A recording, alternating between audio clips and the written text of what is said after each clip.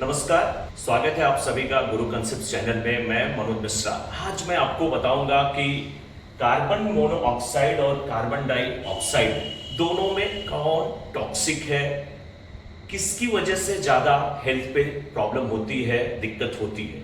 सबसे पहले ये कार्बन डाइऑक्साइड कार्बन मोनोऑक्साइड बनती कैसे है। तो देखिए, अगर कंप्लीट बर्निंग होती है, जैसे मान लीजिए सूखी लकड़ी है, ड्राई वुड है, अगर ये जलती है तो उस केस में क्या होता है, कार्बन डाइऑक्साइड CO2 बनती है। इनकम्प्लीट बर्निंग होती है, जैसे अगर आप थोड़ी सी गीली लकड़ी ले लें, अगर वो बर्न करती है, इनकम्प्लीट बर्निंग तब होगी, उससे जो स्मोक निकलेगा, जो धुआं निकलेगा, जो गैस रिलीज होगी, वो कौन सी होगी, कार्बन मोनोऑक्साइड। थोड़ी थोड़ी आंखों में वो लगती है। सिगरेट का जो धुआं होता है उससे भी कार्बन मोनोऑक्साइड ही निकलता है।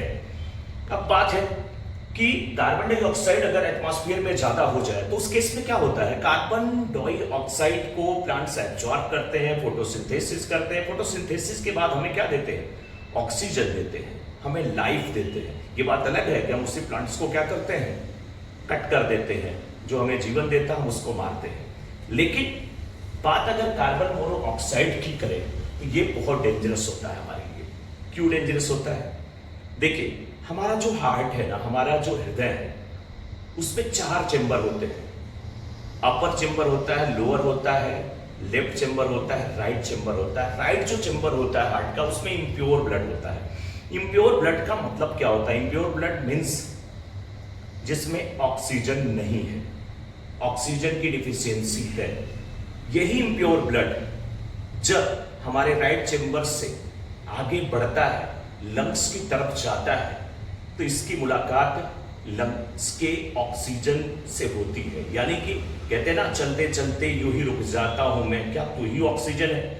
तो ये जो हमारा ब्लड है, ये हमारा जो हेमोग्लोबिन है, वो ऑक्सीजन को कैच करता है, ऑक्सीजन को एब्जॉर्ब करता है। एब्जॉर्ब करने के बाद कहां चला जाता है, हार्ट के लेफ्ट चेंबर में। लेफ्ट चेंबर से पूरी बॉडी को प्रोवाइड किया जाता है। पूरी बॉडी को ऑक्सीजन युक्त ब्लड मिल जाता है, यानी प्योर ब्लड मिल जाता है। सभी सेल्स जो है वो ठीक से काम करती हैं, जो डैमेज होती हैं वो जल्दी रिपेयर हो जाती हैं, पूरी फंक्शनिंग बॉडी की ठीक से चलती है। लेकिन कोई पर्सन अगर स्मोकिंग करता है, आज स्मोकिंग कोई कर रहा है, उसके बगल में आप हैं, तो आपके बॉडी में क्या होगा, कार्बन मोनोऑक्साइड बढ़ जाएगा। जब कार्बन मोनोऑक्साइड आपकी बॉडी में बढ़ जाएगा, ये कार्बन मोनोऑक्साइड, तो वो क्या करता है, जैसे ही हार्ट के राइट चेंबर से हमारा ब्लड यानी हेमोग्लोबिन लंग्स की तरफ बढ़ता है, लंग्स की तरफ बढ़ने के बाद वो किसको पकड़ना चाहता है, ऑक्सीजन को।